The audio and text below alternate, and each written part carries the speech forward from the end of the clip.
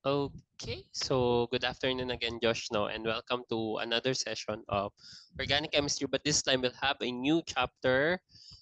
It's called Stereochem. So wait lang, share ko muna ito.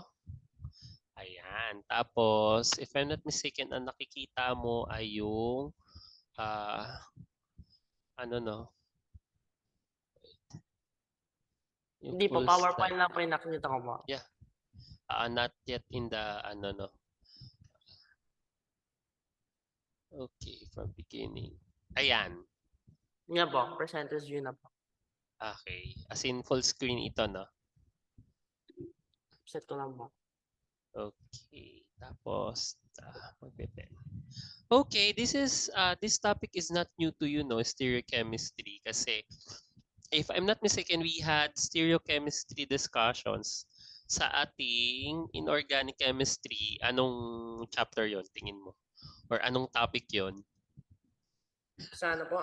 Sa coordinates po? Correct, coordination chemistry, no? So like Wala what po. I mentioned, Wala no, po. mm, Ah, yung inorganic compounds, if I'm nung nasabi ko sa iyo to last time, no, yung mga inorganic compounds, sila yung mga major concept talaga, no. I mean main concepts 'yon. Tapos nung nabuo na yung organic, because like what I mentioned, no, yung organic chemistry, it's quite a young branch ng chemistry. Compared dun sa inorganic, physical chemistry, tsaka sa analytical chemistry, no? Kasi almost sabay yan sila ni biochem na nag-prosper talaga, no? So mga latter years na. So yung mga concept ni inorganic chemistry ay hiniram lang din natin kay uh, inorganic chemistry, no? So that's the reason why may stereochem ka din dito sa organic chem. However, yung stereochem dito sa organic chem, sa aking point of view ay mas nag-prosper. Kumbaga, parang mas naging deepened siya, mas naging detalyado din because you can have a lot of instances when it comes to organic compounds. Parang if you will notice kasi dun sa inorganic chemistry, yung mga coordination compounds, Josh, no, mas limited yung shape mo doon. No, because they can form a network, no? Yung very large network. Parang sabihin natin, sir, 'di ba may mga network ka ng silicon, ng inorganic metals, no? Yes, they can form that, but it's much limited compared to the network that organic compounds can form. And that's the reason why stereochemistry depend, kumbaga, no, parang kung i-compare ko ito, mas marami na ngayong concepts ng stereochemistry for the organic compounds than inorganic compounds. That's the way I see it, no? So, feeling ko naman makikita mo rin siya, Josh, no? Kung mas naging detalyado or mas nagkaroon siya ng mas maraming concepts, no, when it comes to stereochem. So, let's proceed. Ano nga ba yung stereochemistry?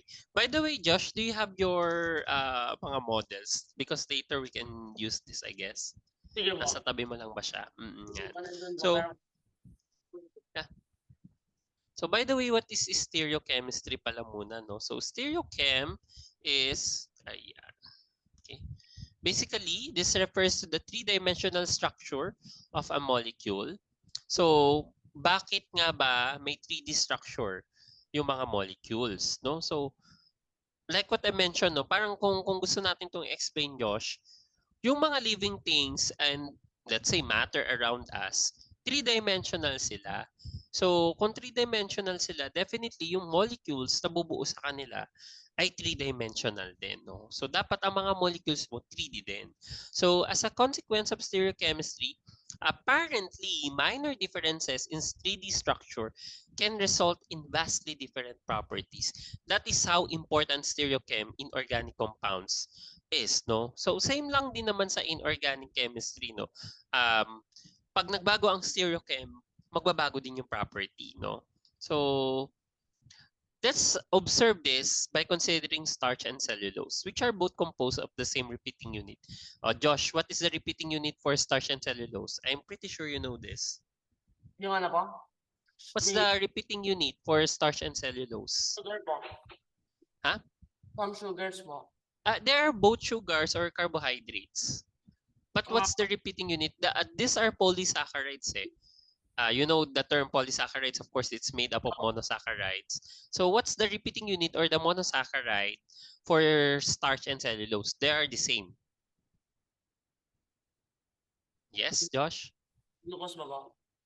Glucose. So same ang repeating unit nila. So ibig sabihin nito, Josh, same compound yung repeating unit, glucose, same din yung itsura, yung bonding, etc. No? So ang question kasi dito, paano natin i-arrange yung glucose? No? Kasi nga, polysaccharide siya. So marami kang glucose ngayon dyan. So this is the structure of glucose. No? So in cellulose, let me highlight yung glucose. So ito yung isang unit ni glucose. Ayan. Isang unit yan ni glucose, Josh. Tapos, pwede natin itong isama. Wait. So, mag-erase muna ako. Kasi, isasama ko na lang yung O dito. So, this one is 1 unit of glucose. Then, this is another unit of glucose. So, this is for cellulose. Cellulose yan. So, if you will notice, Josh, i-compare mo yung ring na to, yung cyclohexane ring na to, dito sa cyclohexane ring ni starch. Do they have the same orientation? Wag mo muna tignan yung highlighted na bonds, no? So, yun na lang muna. Ito, this one. Oop, ayan. Compare mo silang apat. Same ba yan sila? Sige nga, same mo yung, compare mo yung apat na hinighlight kong, in-encircle kong molecules. Same ba yan sila? Wag muna yung bonds na naka-highlight yung apat lang muna.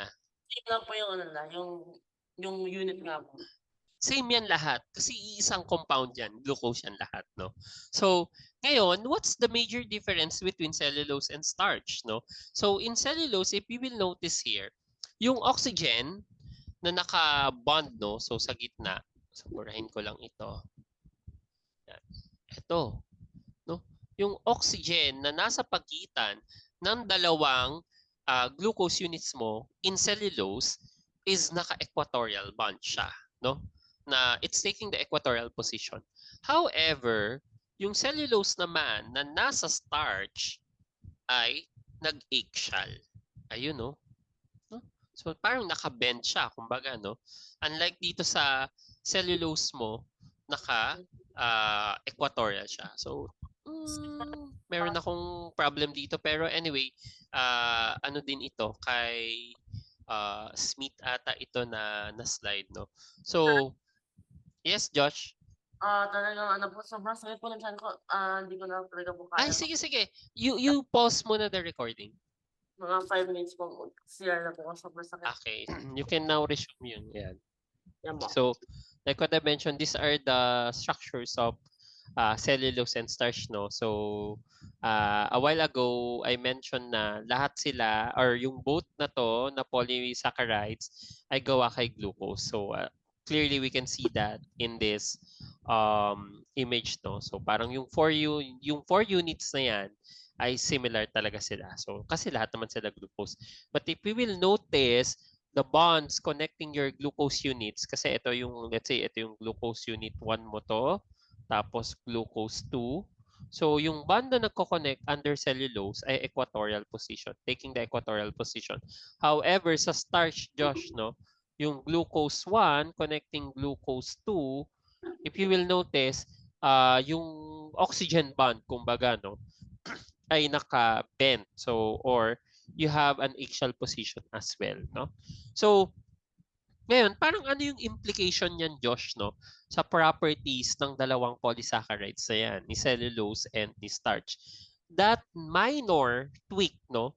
Imaginein mo, Josh, parang minor lang yan. Kung tutuusin, minor lang ang tweak dun sa bonds, no? Kasi positioning lang yan, isa three-dimensional arrangement lang nagkaiba. No, equatorial si cellulose, axial si starch, no?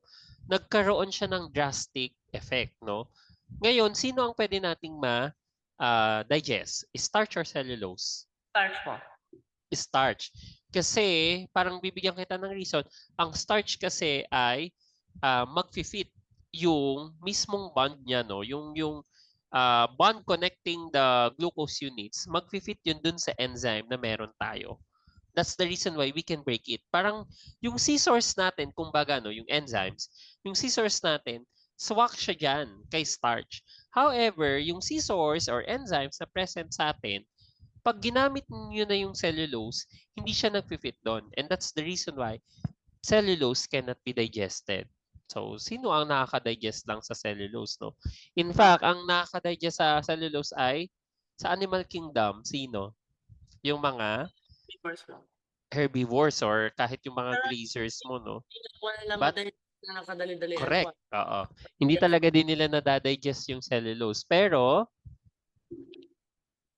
Ano po, kailangan po ng kailangan po ng four stomachs po to break it down po. hindi, meron pa. Hindi pa yung mismong, hindi talaga yung mismong animal yung nakaka-digest dyan. Pero merong symbiosis or symbiotic relationship dun Yes. sa, if I'm not mistaken, protists ba yun? Or protists yata yung mga unicellular organisms na nakatira dun sa stomach ng mga grazers Opo. natin, natural fauna nila, no? So that they can break cellulose into glucose units, no? So, Not mga even ano yan, pwede mo yan yung acid break it down. Yep. So, one drastic change siya, no? So, another thing, Josh, magkaiba din yung arrangement nila. So, tingnan mo to ha, yung arrangement nila.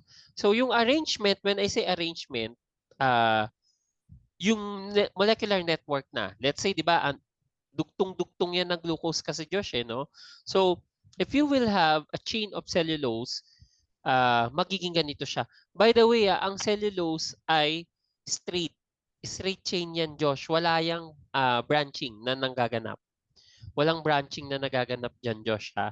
So, sa cellulose, you will have a mega network that will look like this. So, hindi ko thoroughly i-discuss sa'yo kasi sa biochem, dinidiscuss ito. No? Yan. Ganito ang itsura ni cellulose kapag naka-mega network na siya. No? So, you have this molecular network already. So, you'll have several chains. So, di ba, tuloy-tuloy lang yan. Sabi ko sa'yo, isang single chain lang yan. Eh. So, let's say, yan, mag-bend na siya, tapos ganyan. So, or nagpapatong-patong siya rather. So, yung mga cellular fiber mo, no? Yung cellulose fiber mo, magkapatong-patong yan. Nagkakaroon ng mga hydrogen bonding in between, making it a strong material as well, no? So, cellulose consists of an extensive 3D network held together by hydrogen bonds. So, very important ang hydrogen bonds when it comes to 3D, to organic molecules, no? So, kaya laging i-highlight ko na yan, Josh, yung mga interaction na yan na hydrogen bonding. Yung IMFA, very important yan, Josh, kasi the IMFA can easily explain the behavior and properties of materials, no? Samantalang sa starch, no, given na naka-eggshell ang starch mo, no, it will make your glucose chain na maging helical, no? So the starch polymer is composed of chains that wind into a helix. Aside from that, Josh, ang starch ay merong branching. May branching siya dito. Unlike sa cellulose, di ba sabi ko sa yung cellulose, tuloy-tuloy lang siya, isang straight chain. Pero ang starch, pwede siya magkaroon ng branch. Ayan. Pwedeng ganyan siya. Okay? Tama ba So, yung ng pagiging helix ng starch po? Again? Kasama ba po yan sa digestion, yung pagiging helix na po? Yeah, pwede rin naman. Kaso lang, kahit helical siya, no, in a sense, pwede pa rin natin siyang ma-access. No? Expose naman dyan yung mga bonds eh. Even though it's helical, yung mga bonds connecting your glucose units, it's exposed. No? By the way, alam mo ba ang tawag sa bonds na nagko-connect sa mga monosaccharides kapag polysaccharides? Anong tawag doon sa bond? Sa bond po? Kunwari, may monosaccharide ka, another monosaccharide, tapos magko-connect siya. What bond is that? Something. Peptide bond po. Yun. O hindi peptide bond yan, sa amino acids yan. Yung sa mga ano po? Ayang monosaccharides yan eh. When you are connecting monosaccharides, Ano ba, ang yung bond isa na pa po, yon ay, wait lang po. again, Yung ano po na, yung aside from peptide, yung glycol, peptide bond ay para sa mga amino acids, yung connect amino acids. Pag parang mga monosaccharides naman, forming disaccharides and polysaccharides, glyco, ang, glyco okay. something mo.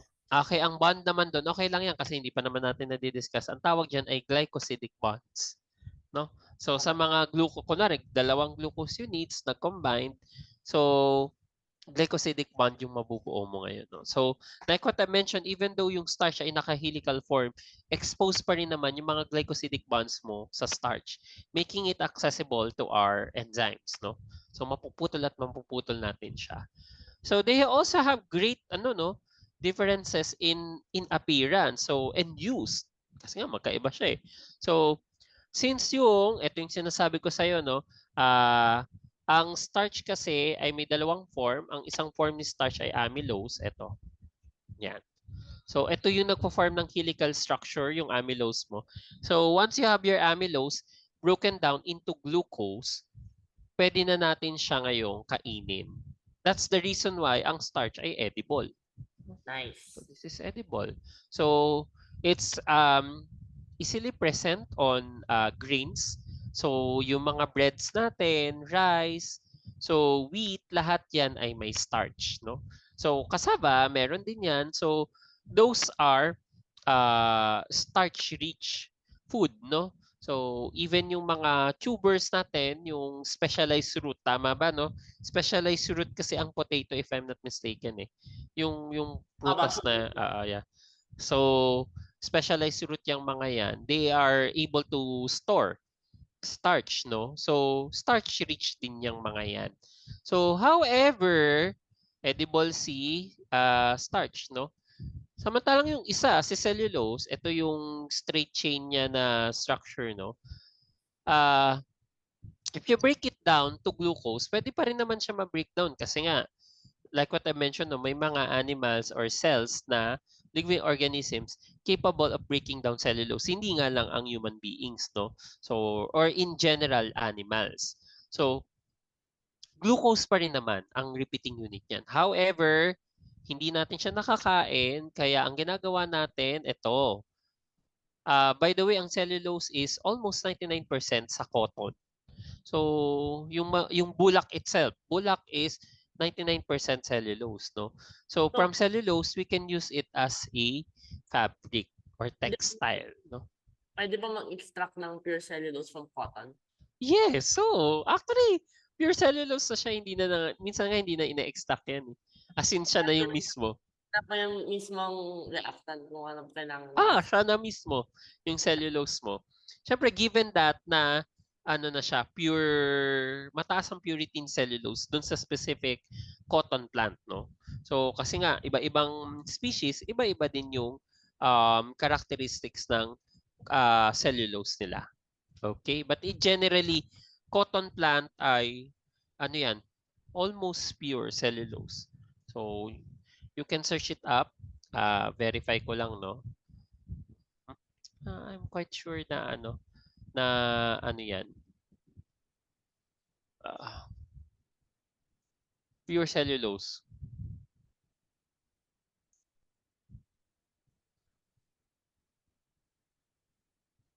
%90, no?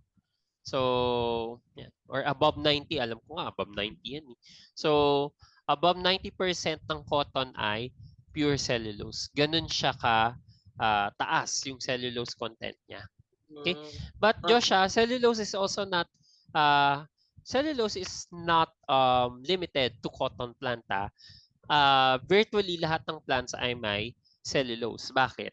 Kasi meron silang saan kaya nakikita ang cellulose pa?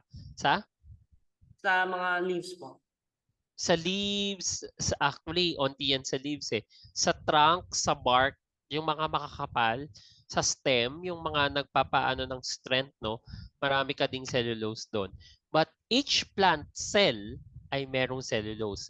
Kasi lahat ng plant cell ay my cell wall. Your cell wall is made up Cellulose. of cellulose. Yes, cellulose. Gawa sa cellulose ang cell wall mo. So, let's now, dahil tayo ay that's a good introduction, no, for stereochemistry. So, parang dito pa lang, Josh, no, nakita na natin a minor tweak dun sa 3D arrangement natin can lead to drastic changes, no? Like what I mentioned, sobrang magbabago siya. Kitang-kita natin yan sa starch and sa cellulose. Ngayon, ang stereochemistry, mas maintindihan natin siya if we will understand better the concept of isomers. So, ano pala muna ang isomers? Review tayo, no? So, you know this already. I'll just read this. Isomers are different compounds with the same molecular formula. Give me an isomer, Josh, inorganic. Isomer ba na inorganic? Isopropyl, saka propyl mo. Or inorganic nga eh. Organic ba yan? Different compounds, same molecular formula. Mga octane po. Octane, ay hindi. Organic din pala yan. Organic pa rin yun. Ano ba yung hindi organic? Yung mga, ano po, mga complex. Ay, yes. Yes, yung mga coordination compounds natin, no? Usually, kunwari, meron kang square planar na coordination compound, naging tetrahedral, isomer kagad yan sila, no? So, technically, isomer sila, pero ayun nga, stereoisomers na yun kasi nga, same din yung mga arrangement, no? But if you will have formula, the same, basta, ang condition mo lang dito, pag isomers, same ang molecular formula nila. Kapag same ang molecular formula, what is the consequence of that? Dapat same din yung mga ano po. Same din ang molecular weight. Good. So it means same molecular weight din sila. So ang susunod, we can divide the isomers into two major classes. We have constitutional isomers and stereoisomers. Let's start first with constitutional isomers. So under constitutional isomers, please remember this, no? So ito yung definition nila, Josh. Pag constitutional isomers or structural isomers, they have the same molecular formula and same molecular weight, but they have different IUPAC names kapag organic, no? Or organic, ano na to ha? Organic constitutional isomers. So they have the same or might be different functional groups. They have different physical properties and they have different chemical properties. So parang kung ako yung pagbabasehan nito, Josh, very distinct talaga, magkaibang compound ang constitutional isomers, no? So parang maliit ang similarity nila, no? So can you give me an organic compound na constitutional or structural isomer? Yung sabi mo kanina. Yung mga ano nga po, yung mga, di lang pala yan, yung mga ano, yung let's say po yung ketone tsaka ano po, aldehyde. Yes, ayan yun. So same different functional groups yan. So kapag same ang molecular, same carbon chain sila, no? Same number of carbon chain, aldehydes and ketones. So kung nakuha niyo po pala yung molecular weight, you can just assume na yun na po kung meron siyang ma-isomer. Oo naman. So aldehydes and ketones can form constitutional isomers or structural isomers. Meron pa yung same formula din, same functional group naman. Kasi tama yan eh. Kapag same carbon chain, same number of carbon chain siya, aldehydes and ketones, they are structural isomers. Paano kapag same functional group? So isip ka na same functional group. Alcohol. So yun na kagad, alcohol. So we have isopropyl alcohol at saka propyl alcohol, propanol, no? So propanol and isopropanol, those are same ang functional group OH pero magkaiba sila ng mga attachment and all, constitutional isomer yan sila. They will also have different physical and chemical properties. So, ayan, tapos na tayo sa constitutional isomers, no? Let's now go to stereoisomers. No, ito yung I want to highlight this pala, no? So let's say sa constitutional isomer, drawing pala ako, let's say propanol. For propanol, can you give me, Josh, the condensed formula for propanol? CH Sulat is mo na lang. OH po. O kaya i-line structure mo.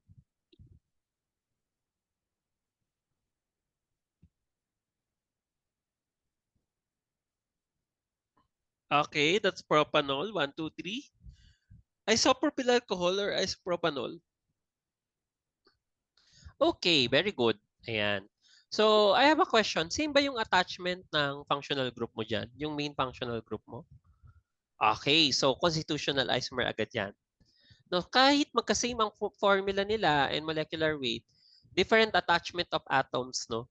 So, constitutional isomer kagad yan sila. Sige nga, another challenge sa'yo, Josh. Sino ang mas mataas ang boiling point? Propanol or isopropanol?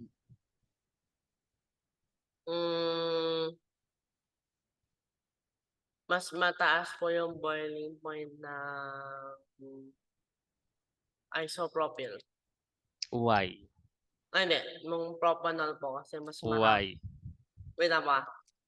Nasa surface area po yan eh. I-ano ko pong... Correct. O kaya yung hindi. Wag mo na lang din, nasa IMFA yan. Mamo, so yung sa propanol, mas maliit siya, mas compact. So, mas maraming IMF. So, baka mas mataas yung boiling point niya.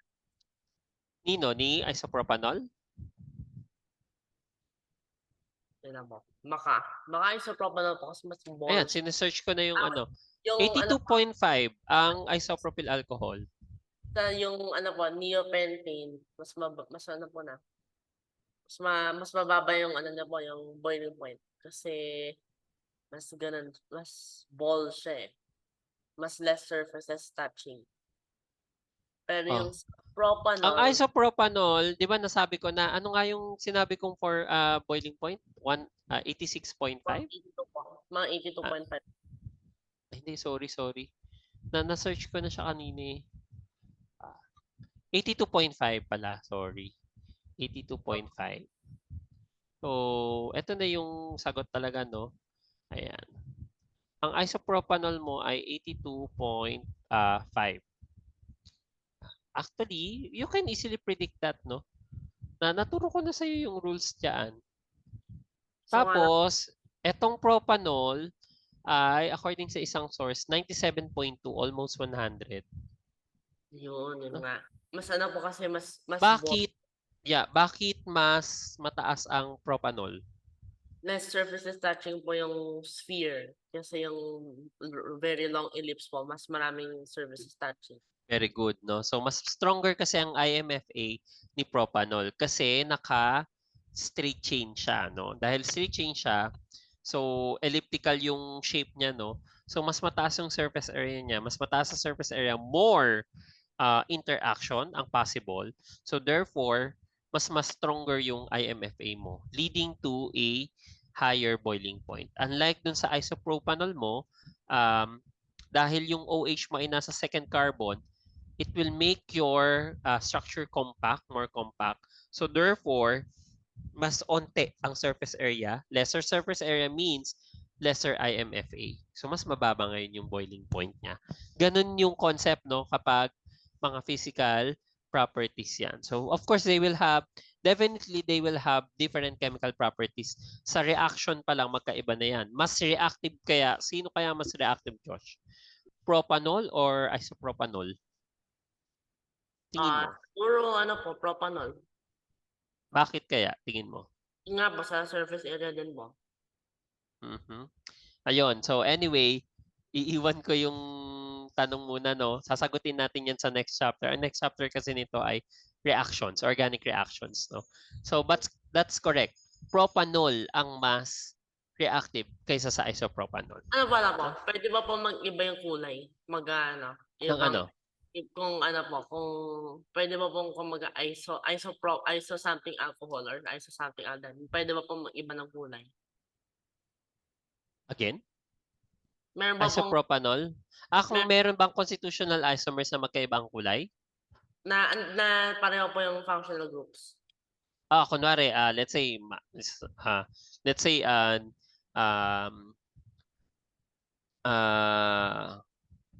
decanol, tapos biglang branch mga alcohol. Pwede Opo. magkaiba ng kulay. Feeling ko meron. Baka hindi technically color, baka hue or yung pinaka-shade niya, no?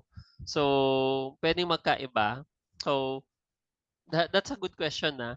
Pero majority kasi ng mga nami-meet ko so far na compounds ay kung ano yung itsura nila, yun din naman, yung same. Pero definitely, we're talking about constitutional isomers pa lang, Josh, eh. May mga constitutional isomers na magkaiba talaga sila kahit ng state pa lang. Liquid yung isa, pero solid naman yung isa. 'Di ba? So, let's say, yung 10 above kasi na, ano nga ito? 10 above na alkane, 'di ba? Solid na yon. Usually, magsa-solidify yan eh. So, undecane, dodecane, ganyan. So, pwede na sila mag-solid form. Pero, paano kung makaisip ka ng constitutional isomer noon? So, same formula lang naman. Yun lang naman yung target mo eh. C12H24, no? So, gawa ka ng C12H24 na condense, no? Or compact yung structure niya. Might be, hindi yun solid. Baka maging liquid form yun, no? So, state pa lang, magkaiba na sila. Definitely, I'm assuming baka meron. Yung constitutional isomer sila, pero magkaibang color. Tsaka alam ko po yung mga pag tumataas po, yung pentane, very liquid. Tapos paano po siya, pad-viscous na pa-viscous po hanggang dodecane po. Oily na po na oily. Yes, oo, correct. Kaya nga sabi ko sa'yo, di ba, magiging, yun yung sinasabi ko pala. So, ibig sabihin, pag dodecane, it's still a viscous liquid, no? Pero, pag nakaisip ka ng constitutional isomer niya, sabi ko nga sa'yo, targetin mo lang naman, same formula pa rin, C12H24, no? Mas nagiging less viscous siya, no? Yeah. Next, let's now proceed to stereoisomers. So, isang example niyan ay ito. Ayan. Anong ang pangalan nito, Josh? Alkane lang muna tayo, ha? Anong name?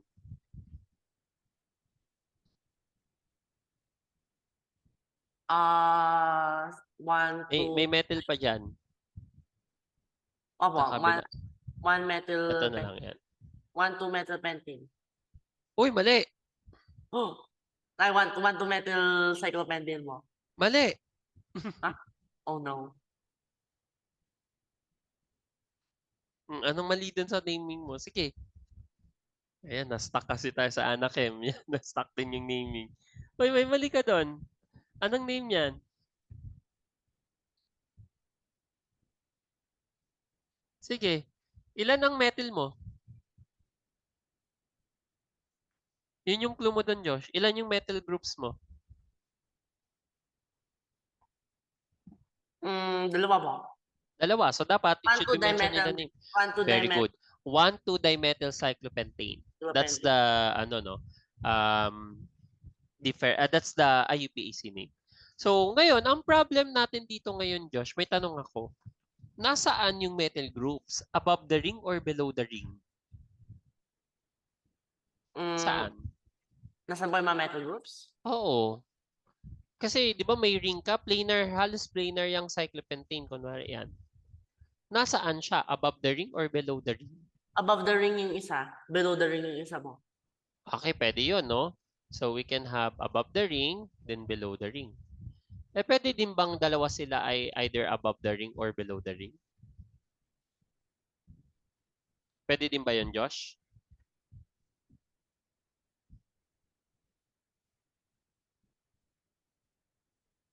Yan.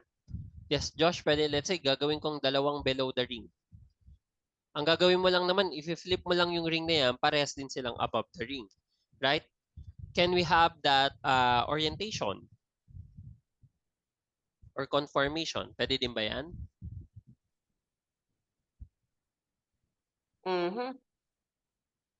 Pwede din ba yan yung dalawang below the ring? So like what I mentioned, na i-flip mo lang yan, magiging above the ring na sila parehas.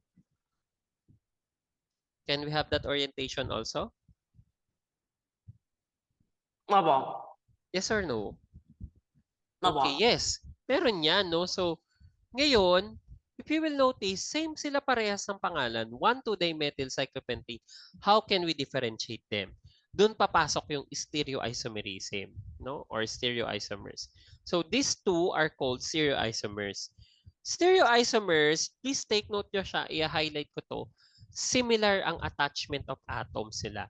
Same molecular weight, same molecular formula, but same attachment of atoms but different orientation in space. So nagkataon, nagkaiba lang sila ng orientation sa space, no? If you will notice here, sa una natin, isang metal group ay oriented above the ring, isang metal group are oriented below the ring. While the other one, the two metal groups are incongruence, no? It's either below the ring sila parehas or above the ring sila parehas, no? So, orientation in space lang yung pinagkaiba nila. So, may tanong ako, Josh. Magkaibang compounds ba yan? Yes or no?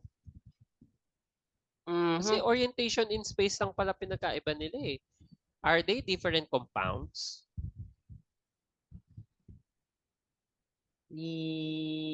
Yes or no?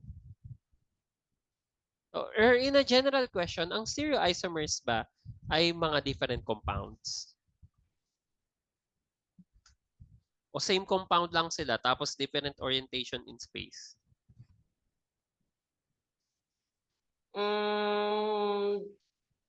Same compound yata ba? Mali. Ang tamang sagot ay ang stereoisomers ay different compounds. Ganon ka diverse ang mga organic compounds. Kaya nga sabi ko sa iyo walang tatalo sa bilang ng mga organic compounds. Kasi imaginein mo ha, yung positioning pa lang, constitutional isomers, ang dami na ng possible ways, di ba? Paano pa pag orientation in space? Magkaiba lang sila ng orientation in space, magkaibang compound na yun. Yun yung sinasabi ko sa iyo, yung hina-highlight ko sa starch and cellulose, di ba? Same lang din naman yun ng glucose, pero magkaiba lang sila ng orientation in space. Nagkaiba sila, drastic ang nangyari, no? Drastic changes can be observed. So stereoisomers are different compounds. Pakitandaan yan, Josh, ha? So even though they have same molecular formula, same molecular weight, and same attachment of atoms, no? They will be different compounds kasi magkaiba ang orientation in space leading to different properties. So they have identical IUPAC names, no? Yun yung nasabi ko kanina, 1,2-dimethyl cyclopentane. Yun nga lang, pwede na tayong magdagdag ng cis or trans, no? So, stereoisomers also have they always have the same functional groups. So, yung sa una, Josh, no, matatanggal na dito ang mga hindi stereoisomers, Josh, yung mga compounds na aldehyde and ketone, tapos same molecular formula and same molecular weight, hindi sila stereoisomers. Hanggang doon lang sila, constitutional isomers. Because stereoisomers always have the same functional groups. Like what I mentioned, dapat the same ang attachment of atoms. Ngayon, saan sila nagkaiba? Orientation in...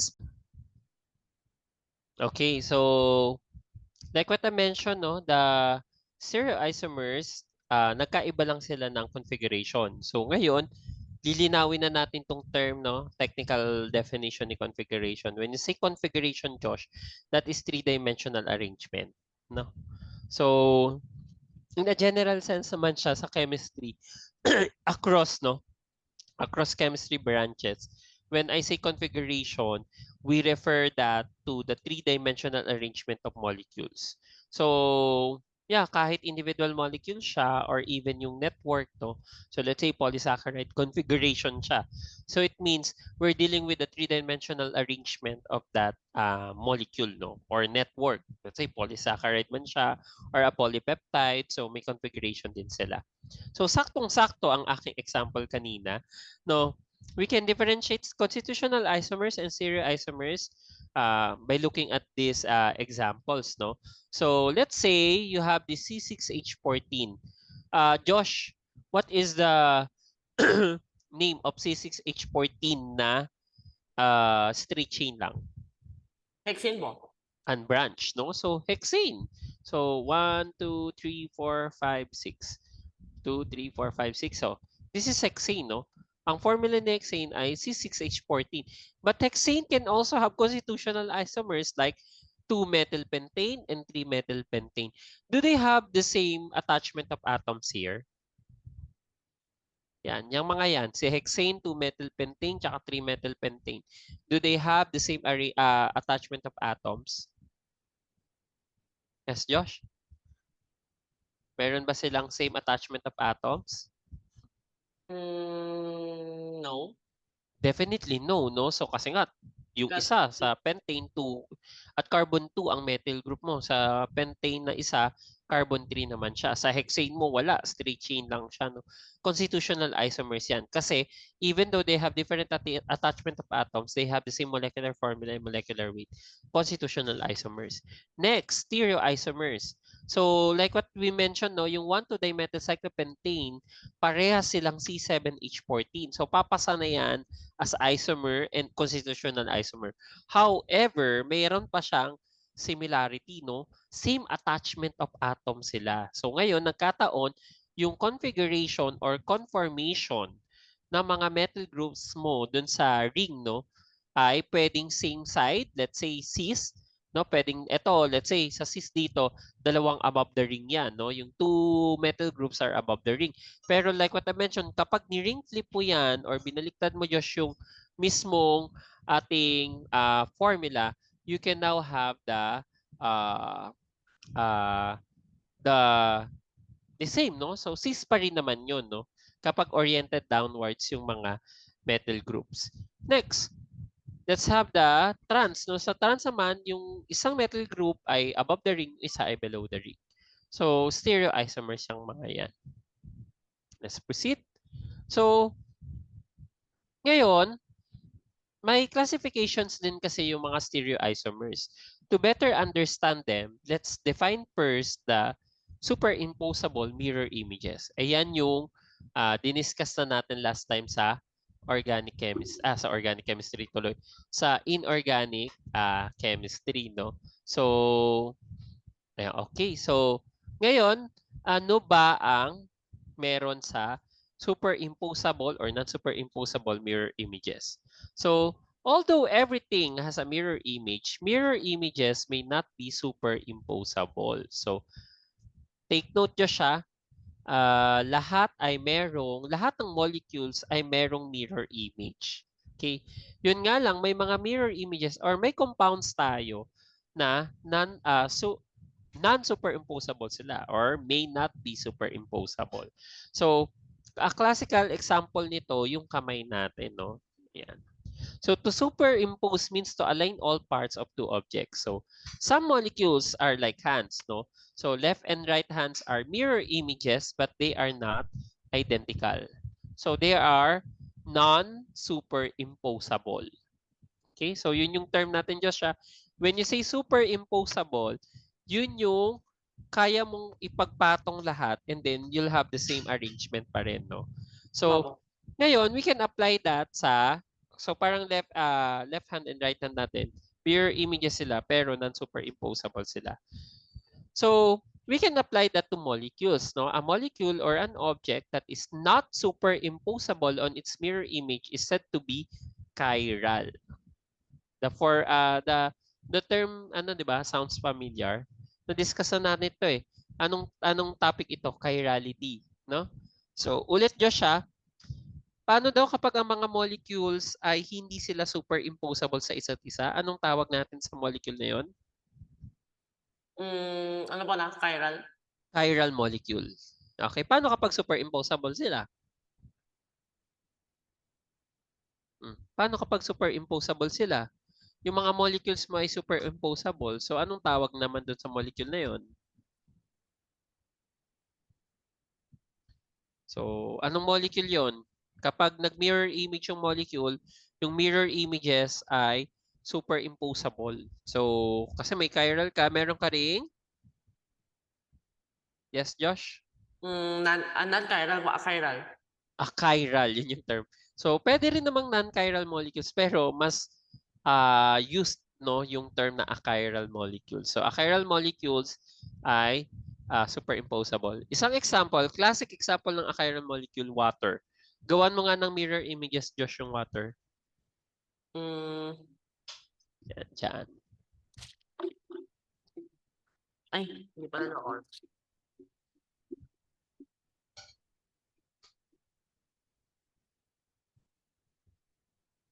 Mhm. Ayan. So we can clearly see here that yung mirror images ay superimposable. Kasi kapag pinatong mo lang yung left hand image at right hand image ni water molecules, the same sila. So ang water is an achiral molecule. So H2O is achiral. So wala tayong problem dyan. Yan. Kasi superimposable ang mirror images nila. So ayan, katulad lang nito, no? Other molecules are like socks, like yung water, no? So two socks from a pair are mirror images that are superimposable. So a sock and its mirror image are identical. So kapag ganun Diyos siya, ibig sabihin same molecules yan. Same molecule lang yung dalawang yun, no? So a molecular object that is superimposable on its mirror image is said to be a chiral. So ayan, nabigay na natin yung water as an example ng a chiral molecule, no? Pero let's now try this CH2BRCl. Kasi baka kasi ang kailangan natin dito ma-take note, paano mo malalamang chiral or achiral ang isang carbon, no? So, if you will notice here, anong name nito, Josh? Hindi pa pala tayo nag-alkyl halide, no? Bromochloromethane, no? So, let's say bromochloromethane, Kasi hindi naman kapag minirror mo siya, sa unang tingin ay hindi superimposable yung mirror image niya. Pero pwede mo kasi siyang i-rotate, no? Kapag ni-rotate mo, darating yung punto na mag-a-align yung mga atom. So CH2BRCl is still a chiral, no? However, punta na ngayon tayo sa next, no? Let's have a molecule A, no? So actually hindi siya molecule A, may pangalan to, bromochlorofluoromethane, no? So its mirror image is this one, no? No matter how you rotate A and B, all the atoms will never align. So thus, bromochlorofluoromethane is a chiral molecule. So these atoms don't align. So A and B are stereoisomers. So stereoisomers po ang tawag dito. Ngayon Josh, ito yung term ha. Kapag ang stereoisomers ay mga mirror images na non-superimposable, ang term natin dyan ay enantiomers. Paki-define nga ulit Josh yung enantiomers. Enantiomers are what? Stereoisomers na, ano yung enantiomers Josh? mga ano po na, pag enantiomer yung Stereoisomers sila na, discuss ko lang kung saan yung non-superimposable. yung mga mirror images. Take note of that ha. Enantiomers are molecules whose mirror images are non-superimposable, like CH-BrClF, no? So si bromochlorofluoromethane ay isang chiral molecule. At the same time, yung mirror images niya ay enantiomers nila. So enantiomers yung mga yun, no? So pair yan lagi. So pair lagi ang enantiomers. So ngayon, ito yung shortcut. Kailan ka naging enantiomer, Josh? Or kailan naging stereoisomer or hindi naging non-superimposable yung molecule? Anong masasabi mo dun sa carbon? Tignan mo yung carbon ni bromochlorofluorocarbon. What can you say about the carbon of CH-BrClF?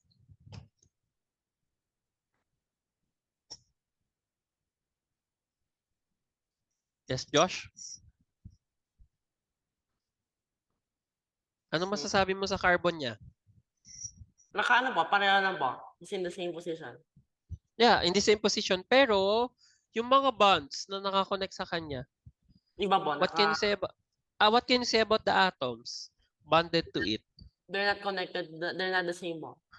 They're not the same. Yun yung clue mo. Magiging chiral carbon ka kapag yung apat na bonds, no? And take note, apat, Josh. So, matik dito, ang mga double bonds and triple bonds, they cannot attain the stereogenic carbon, no? Yung mga carbon na naka-multiple bonds, they will never be stereogenic centers. Okay? So, hindi sila stereogenic center unless may babaguhin tayo sa mga shape, no? Meron, ano yan, may mga exemption yan eh. So, yeah, yun yung pinaka-ano natin clue dito, no? So, kapag ang carbon ay apat na different groups, magiging chiral center siya. Or ang tawag natin dyan, Josh, ay stereogenic center. So, or another term dito, stereocenter. Malalapat ako. Ayan. Stereo center.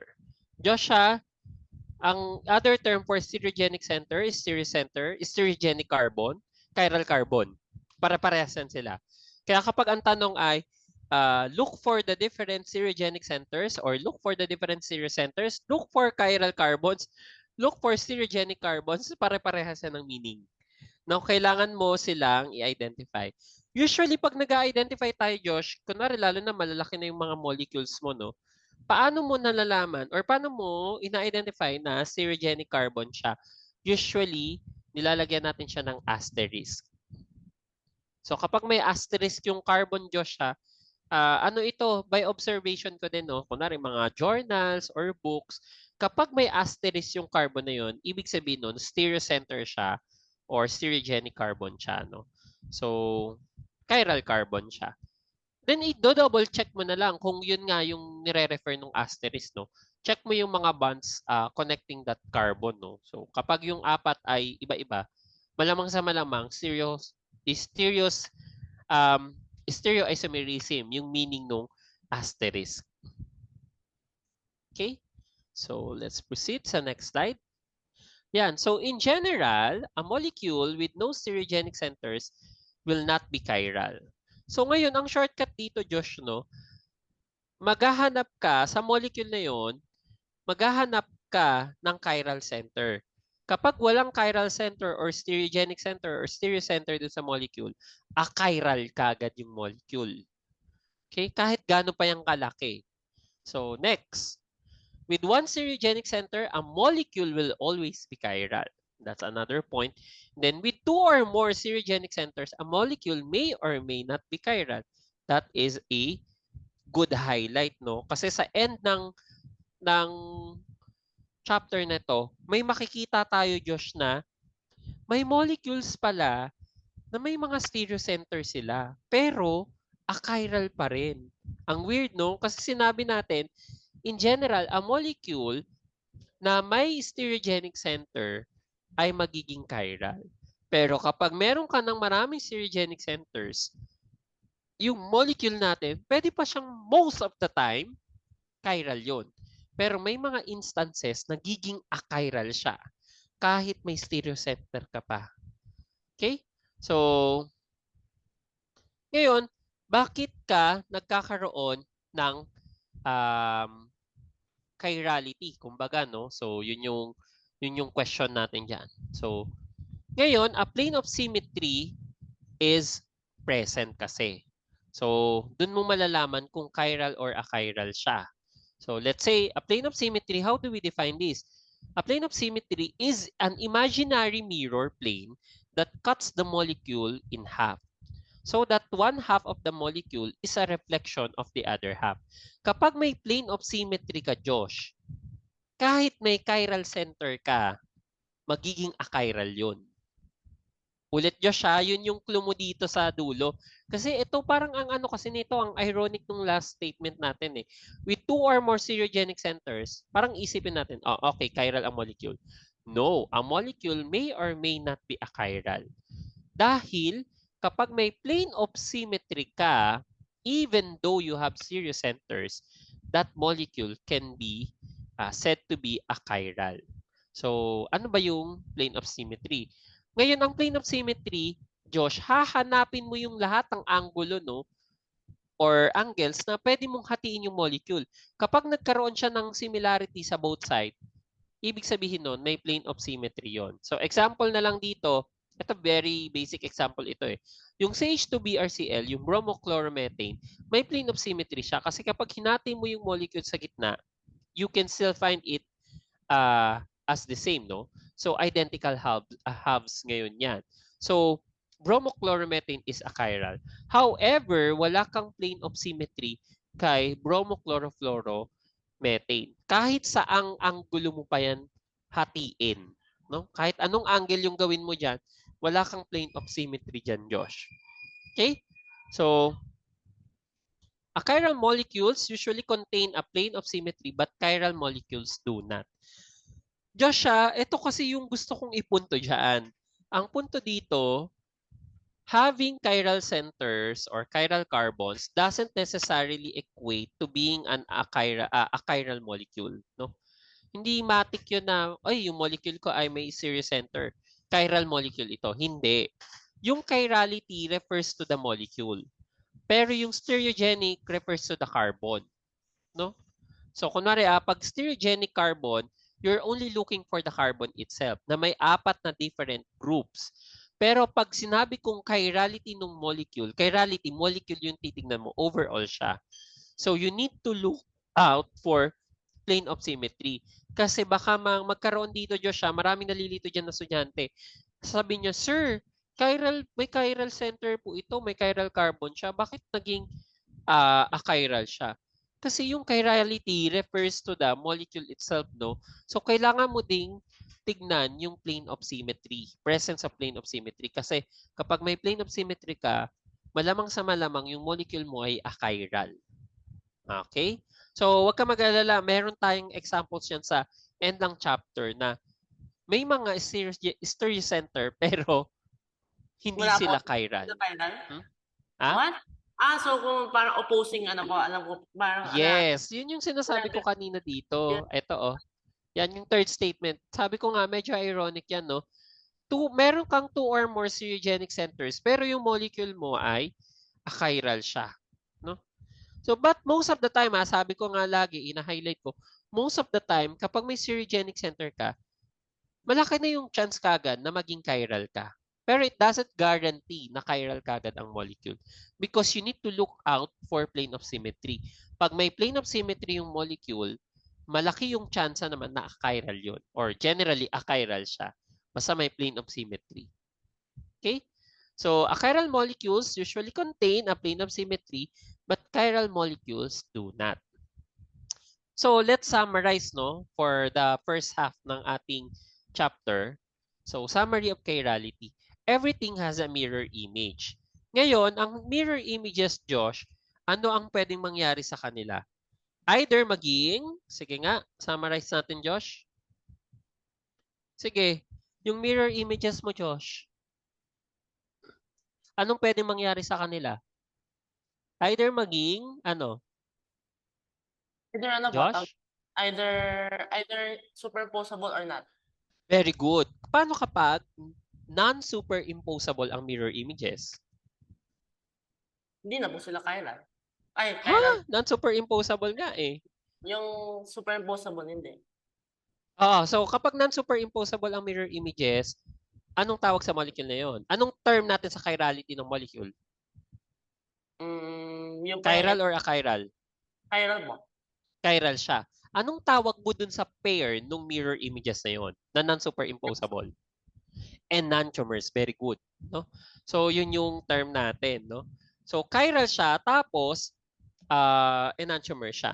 Kapag ang molecule naman ay may mirror images na superimposable, achiral ngayon yung molecule na yun. No? So, ang tawag natin sa mga molecules na yun, kunwari mirror images na superimposable, same molecule lang sila. Iisang molecule lang yun.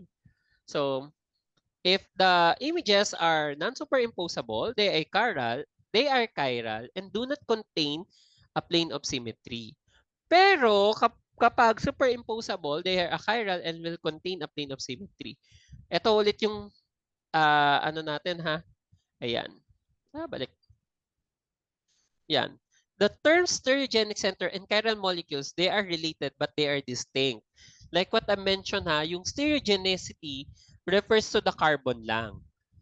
Hindi mo pwedeng i-refer yung stereogenic yung molecule. Mali yun. Chirality of molecules yun. Yun yung term mo. Okay? So, ang stereogenicity, nagre-refer lang kay carbon. Dun sa mga centers mo. Stereocenter, stereogenic carbon, minsan nga may mga gumagamit chiral carbon, okay lang din yun. Series center din yung nagre-refer doon. Okay? They are related but distinct. So a chiral molecule must have one or more stereogenic centers. But hindi necessarily mean na kapag meron kang stereogenic center, chiral ka kagad automatic.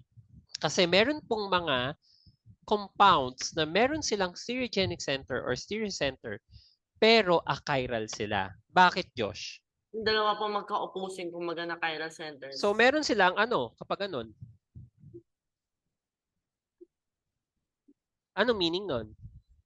Meron silang yan yung sinasabi ko sa iyo kanina. Ibig sabihin may anong Ayan. meron? No, naging achiral siya eh. So ano yung meron sa mga achiral molecules? Nandiyan din sa slide na yan.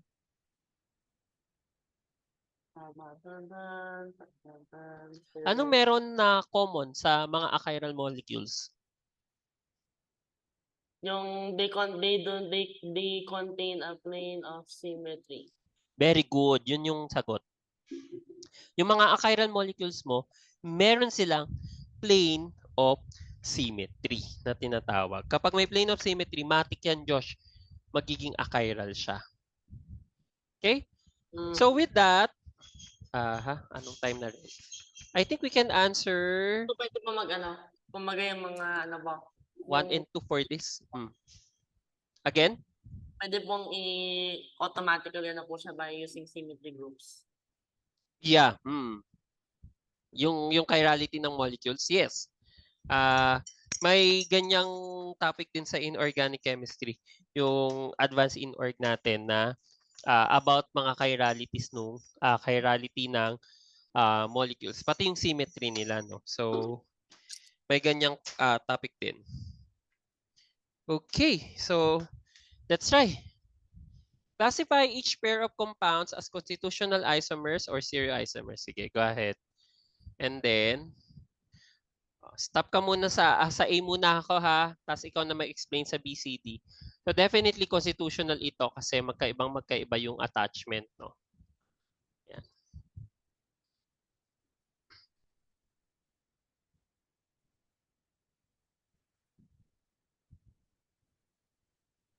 Josh, bakit constitutional ang B?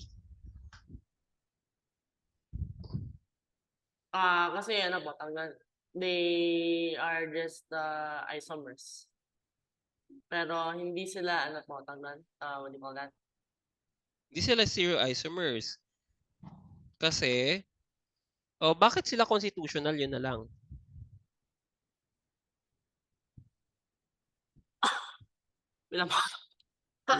Kasi ibang lugar pa mga methyl.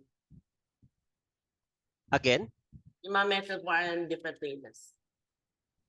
In different places. Correct. So, different attachment of atoms. Yun lang yun.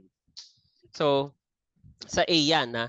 How about B? Bakit sila constitutional? Different attachment of atoms ang A eh. Ang B? Yes, Josh, B? Bakit sila constitutional isomers? B pala, kala ko po, ito pala yung C. C pala to. Ay, mali. Oo, C yan. Functional groups 1. Okay, correct. Ang letter B natin, different functional groups. Kaya automatic constitutional sila. So ano bang mga functional groups yan? Sige nga. Anong functional group yung una? Challenge yan sa'yo. Review din natin ang mga functionalities.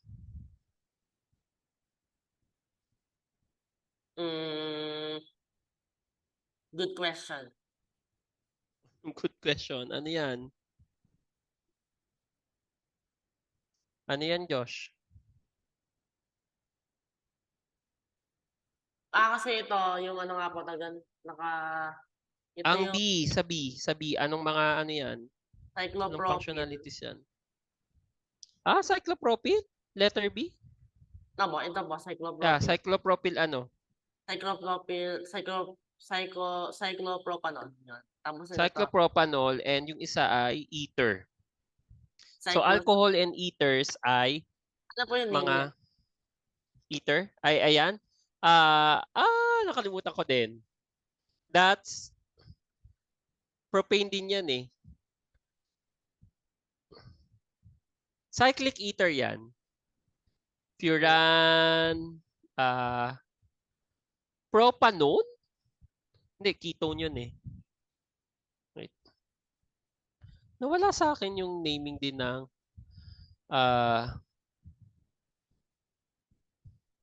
cyclic ether. Ang name niyan ay epoxide is 3 lang yan.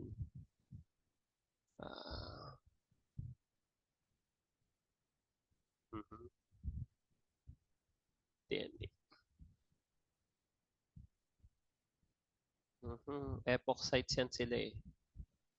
Pero okay. Oxacyclobutane yan. Tama. May oxa ka kasi may yung isa sa mga Na-replace po yung isang butane. yes, yung isa sa mga carbon niya na replace ni oxygen. So, cyclobutane siya pero may isang oxygen. So, oxacyclobutane. Okay? Yeah, wag ka mag-alala.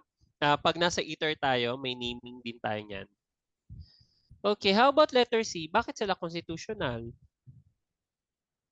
Tignan mo ha, may parang orientation in space. Yung letter C mo, bakit constitutional, Josh?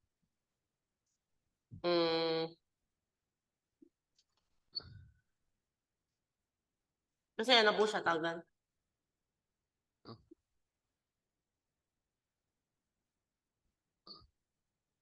Bakit? Bakit constitutional ang letter C?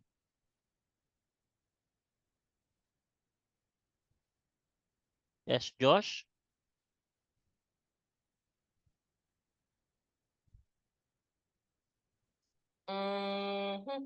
Kasi ano po tawagan? Yun nga po, different places yung mga ano. Correct, yung mga metal groups mo no.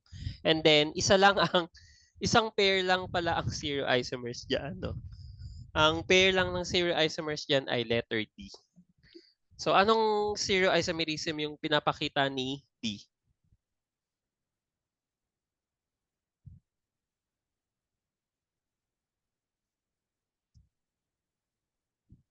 Anong stereoisomerism yung pinapakita ni D?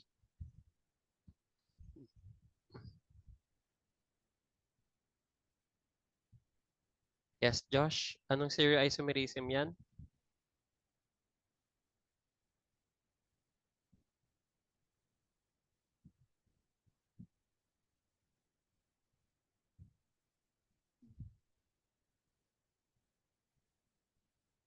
Anong stereoisomerism ang pinapakita ni D?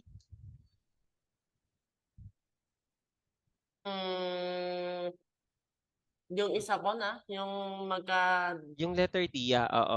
Anong stereoisomerism yan? Anong name, anong pinagkaiba nila sa name? Yung isa ay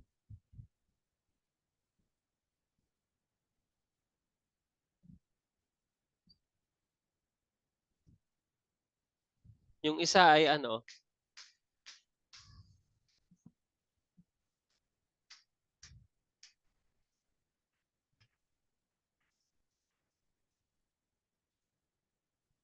yung isa yung nakababa po. Axle po yung isa. So, ang stereoisomerism niyan ay cis-trans isomerism. Okay, so next. Number 2. Draw the mirror image of each compound. Label each molecule as chiral or achiral. I'll do letter A to A. So, ang mirror image nito ay CH3, tapos ganito, CH3, and then Br, and then chlorine. Chiral ito. Kasi kahit anong ikot ko dun sa mga mirror images, chiral tuloy. Achiral yan. Okay? Kapag inikot ko yung mirror images, darating yung point na magsusuperimpose siya. So, paano ha? Pakita ko.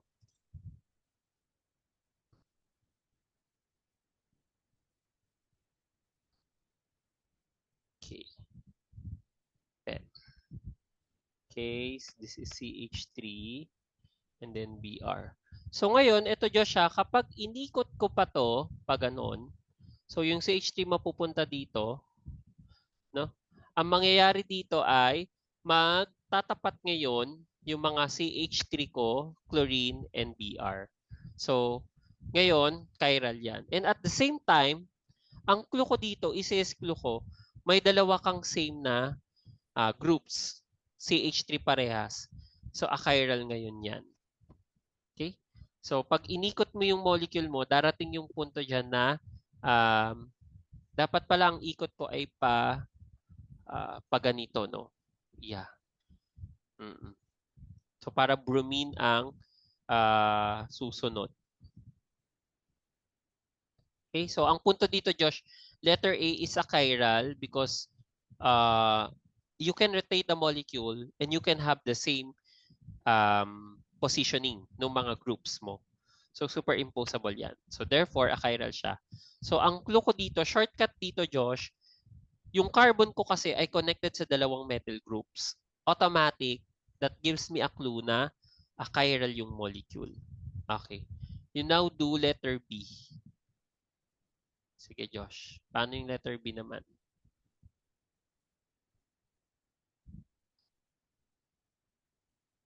Yan. Letter B. Chiral or achiral?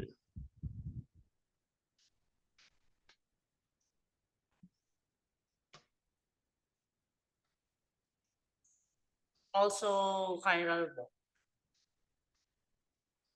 Why? Sige, Ito po. gawin mo muna yung ano niya, mirror image.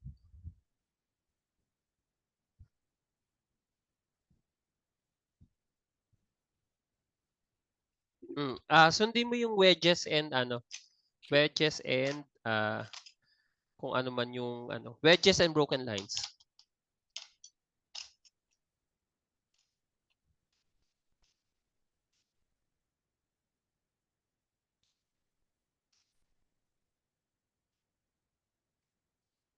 Okay. So ano ngayon yung molecule mo? Chiral or achiral? Definitely chiral po.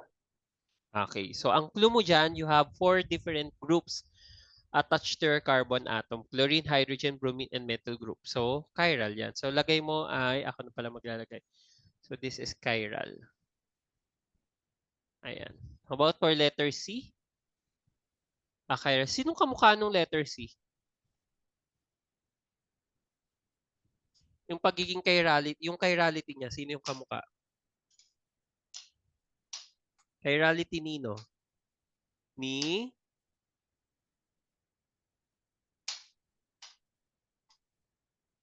Yes, Josh, yung letter C.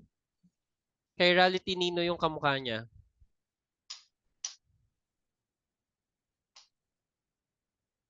Ano po yun? Ito po, magpareho lang po siya. Ito yung plane of symmetry. Yeah, may plane of symmetry din siya. So kung achiral pala yung letter yung letter A kasi ang plane of symmetry niyan ay hahatiin mo si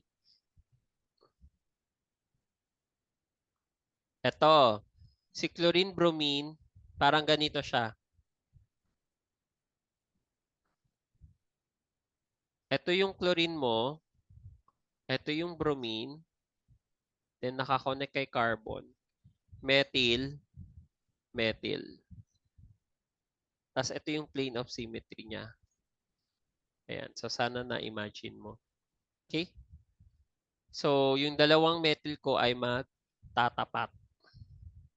So, therefore, Therefore, ano yan? Chiral yan. Yan. So, chiral yung B, C. Yung C ay may plane of symmetry automatic, correct? Ang kamukha ni C, itong dimethyl ether ay water. Diba? Kamukha niya lang yung chirality ni water. Diyan mo rin makikita, Josh, ang ether, together with alcohol, derivatives yan sila ni water. Parang yung amines, no? Derivative ni ammonia naman yung amines. Sige, how about letter D, Josh? Chiral or achiral? Make first its mirror images. Ano pala yung mirror image ni letter? Okay. Letter D. Tapos may kita natin. Let's decide kung chiral or achiral siya.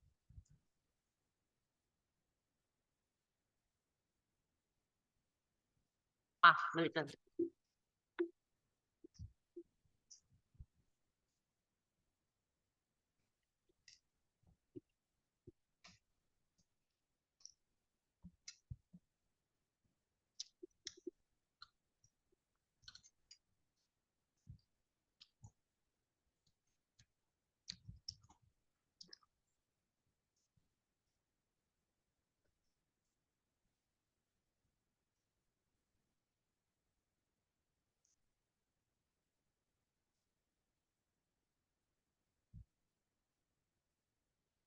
Yan. Kung letter D mo, Josh, chiral or achiral? Letter D. That's correct, no? Yan yung mirror image niya. Yes, Josh, ano? Chiral or achiral siya?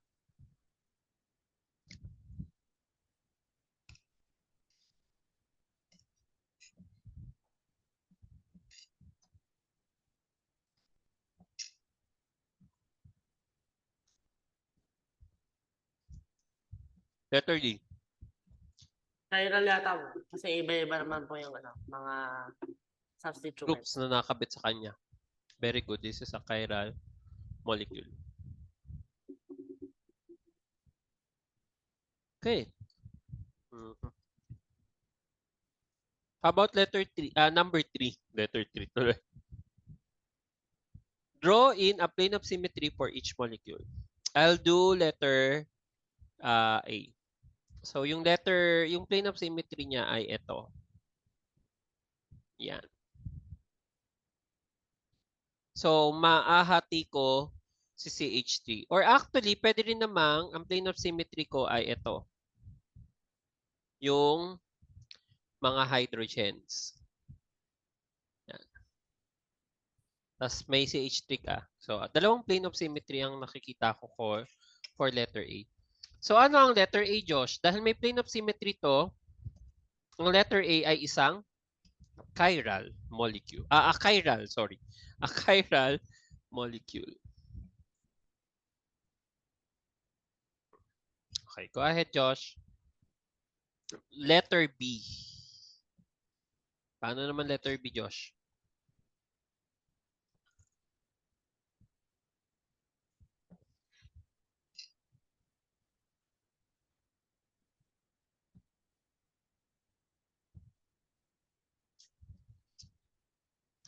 Letter B. So, ano siya na? May plane of symmetry ba siya? Yun yung unang tanong. Kind of. Dito mo. Sige, Dito. drawing mo. Letter B. 3B, hindi 4. Meron ba? Dito mo. 3B. Yan mo. 3B, number 3 letter. Ayan. Meron ka pa bang ibang nakikita na plane of symmetry? Sige, lagay mo yung plane of symmetry. Dapat plane siya. Parang mirror.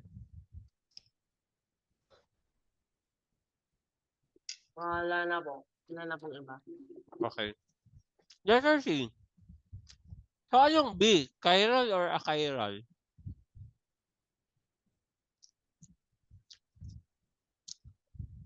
That's also achiral. Letter C, Josh. Ano kaya yan, yung letter C? May plane of symmetry ka ba dyan? Tingin mo? Wala po. Pero, it's rotatable. Anong it's rotatable? Pag rotate siya, ganun po yung itsura niya. Paano?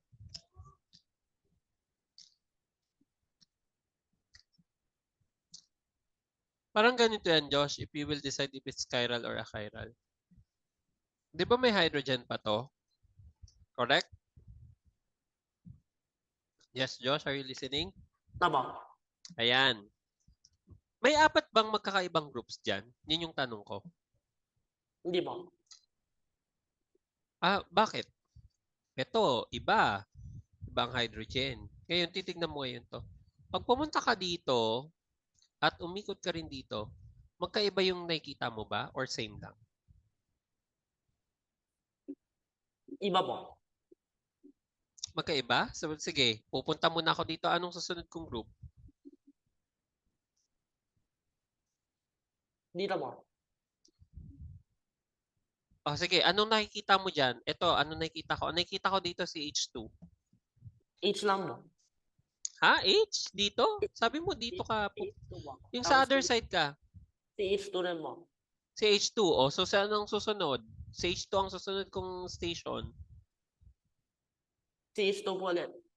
Diba? Kasi dahil ring ito, kahit mukha, parang ang tingin mo, hala, chiral center ba ito? Parang yun yung tanong, no? Chiral center ba siya? Kasi it will solve our, our dilemma. So, hindi din kasi kitang-kita natin, hindi siya actually chiral center. Kahit may CH2, CH3 ka or ethyl group, and then meron kang hydrogen group, pag inikot mo na tong cyclic ring mo dito, same lang siya. So, itong dalawang to ay same. Achiral ngayon ito. Dahil achiral yan, Josh, ibig sabihin may plane of symmetry yan. Nasaan ang plane of symmetry niyan, Josh? Nasaan ang plane of symmetry? Paano mo hahatiin yan? Dito po. Yun, tama. Yan, ganyan. Ang gagawin mo, i-straight mo siya. Parang technically nakaganyan yan. CH2, CH3. Tapos, ito ang plane of symmetry mo. Yan. Very good. Chiral din yan. How about letter D? May stereocenter ka ba? Yun yung unang tanong.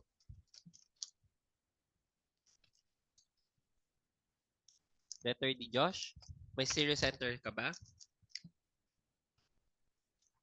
Meron ba? Wala yata po. Check mo. Tingnan mo yung carbon na dalawa. Yung dalawang carbon sa gitna.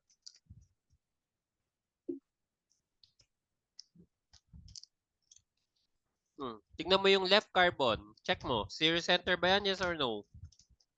Hindi yata po. Ay, tatlo. Tatlo Why? pala. Yung center pa sa pareho. So nga lang, pareho sila.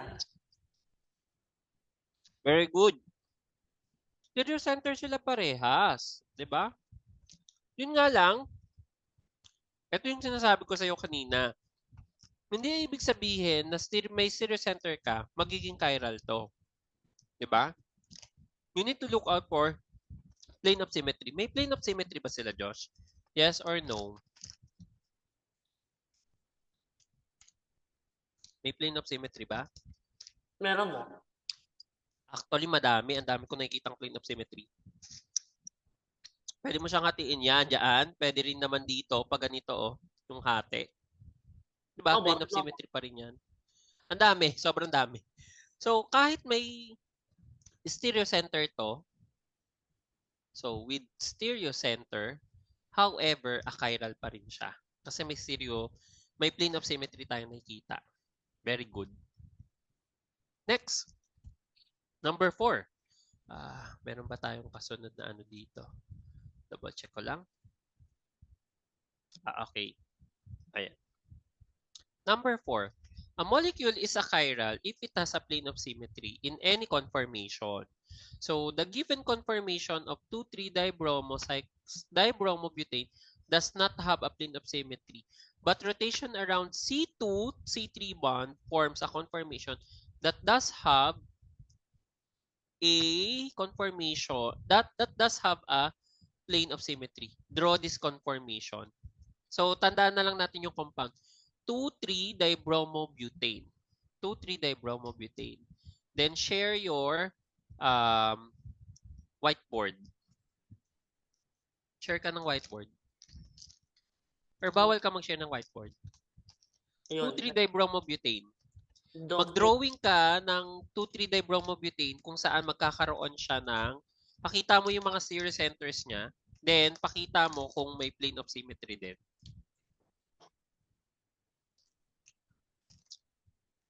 Dito siya sa documents walk. Wala sa share screen? Hindi po. Wala po siya sa main. Nag-update po kasi itong Zoom. Bawal na mag-share screen ng whiteboard? Hindi po. Nasaan po? Share screen. Zoom whiteboard. Ito po yung nakita ko pa nag-share po ako.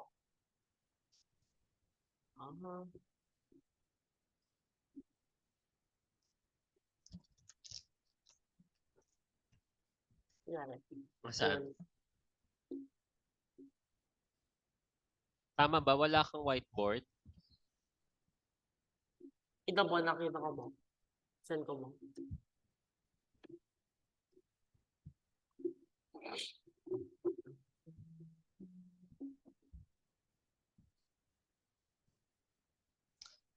Wala kang whiteboard. Sige, sige. Ako ang mag-share ng whiteboard. Then, ikaw ang magsulat.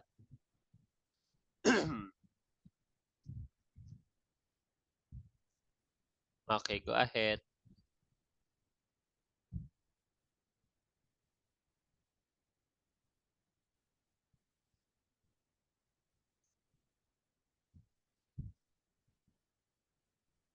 Yan. 2,3-dibromobutane.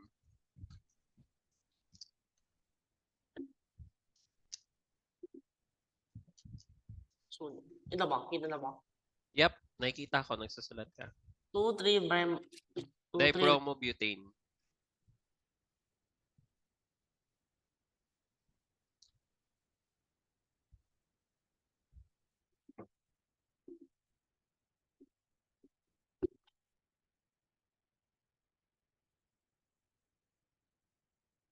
Ayan, gawa ka ng conformation na mapapakita mo na may plane of symmetry siya even though may mga stereocenter siya. Pakita mo muna yung stereocenters.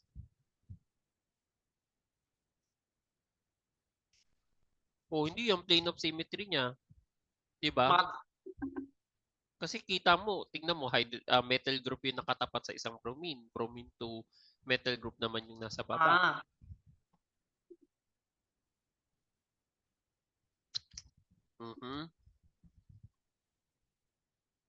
Gamitan mo ng wedges and broken lines para masanay ka.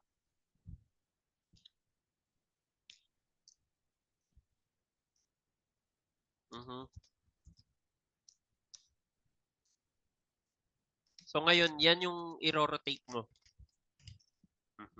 Yan. Mag-rotate ka dyan kung anong band yung C2, C3 band. I-rotate mo siya. I-indicate mo kung paanong rotation.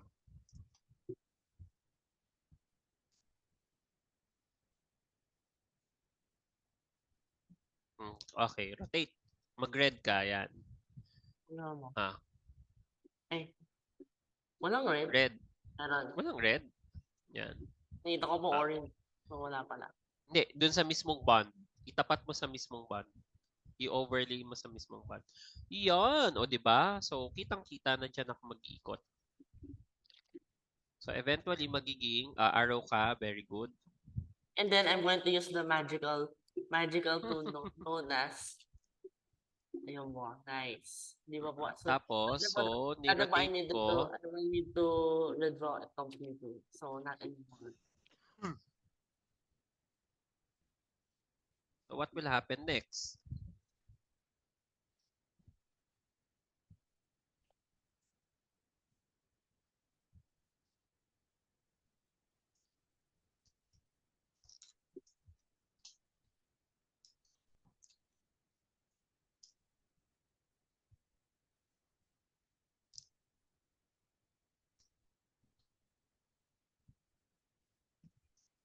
No?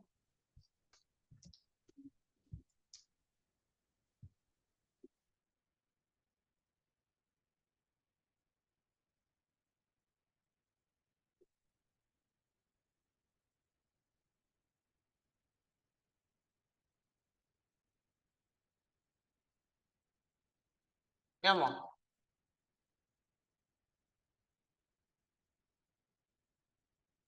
Oh, tingin mo may plane of symmetry ka dyan? May lama. Ang rotation Diyos siya, hindi siya laging 90 degrees or 180 degrees. Pwede ka rin mag 60 degrees na rotation. So, i-rotate mo siya in such a way na magtatapat yung mga bromine, methyl, tsaka hydrogen. Kasi doon natin makikita na mayroong plane of symmetry dyan.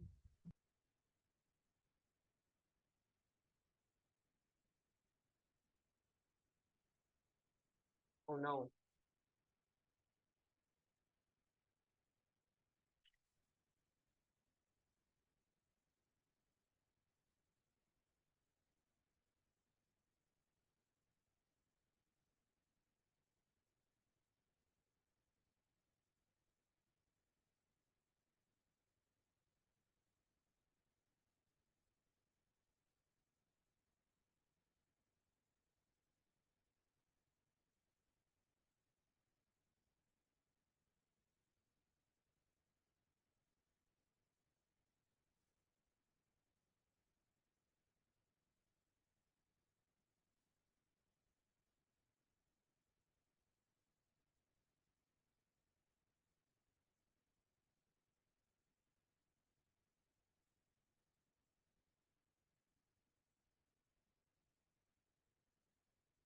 Okay, very good. Ayan na ngayon yun. No? So, we can now clearly see here na meron ka ng plane of symmetry dito. So, we can now clearly see, no, tapat-tapat si CH3, hydrogen, then bromine, bromine. I have a question, Josh. May series centers ka ba? Label them kung meron.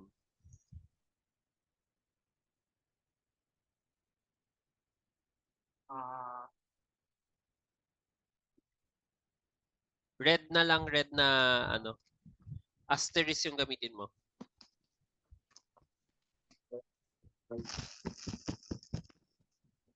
Yan mo.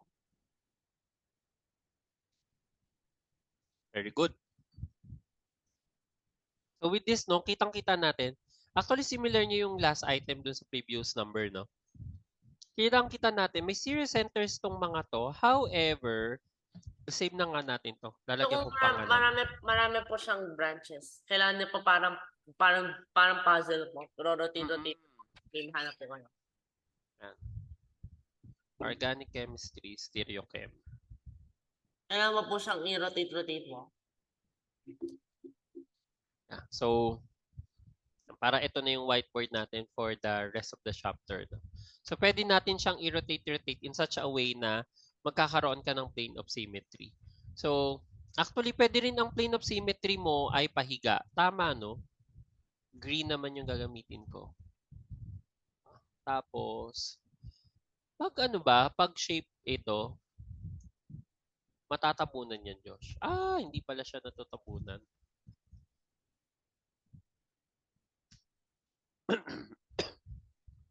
Delete.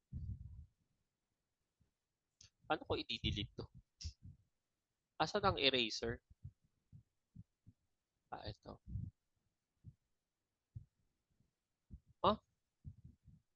Hindi pwedeng i-delete to. Ano ba? Ito pala.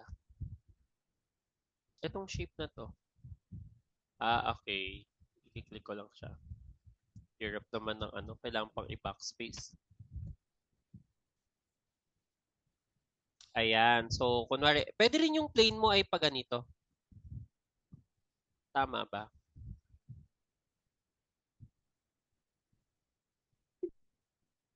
Gawin kong light green. Tingnan mo, ito oh. Yan. Yan yung plane ko. Nakahiga siya. So, kasi magtatapat pa rin naman ang CH3 sa CH3, hydrogen, hydrogen, no? So, or tama ba? Ay, hindi.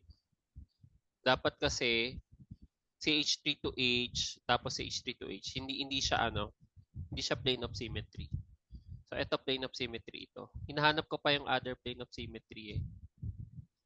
Pag ganito. No? Pag ganyan. So, but this is correct. Meron kang plane of symmetry for this one. Even though you have two chiral centers. So, ibig sabihin nito, ang ating molecule ay still achiral. So, achiral siya. Okay? So, yeah. I'll be resharing our slide. Ngayon, we're done with the first part ng ating, mahaba-haba ang na-discuss natin, almost 20 slides. So, we're done with the first part of stereochem. So, next meeting, Josh, we'll now we'll now focus more sa stereocenters or stereogenic centers. No? So, like what I mentioned, hindi na to bago sa'yo dahil na-train na kita, if I'm not mistaken, na mag-look out sa mga stereocenters way back in organic chemistry. But this time, we'll have more examples and at the same time, mas detailed na siguro yung discussion kasi organic chem na siya. Okay? So, stop sharing muna. And I'll be meeting you, Josh, no? Most probably sa Friday na. Okay? So, with that, thank you so much, Josh. Tama. Yeah. Okay po, thank you po. See you. See you. Bye po. Ayan na po. Mm-mm.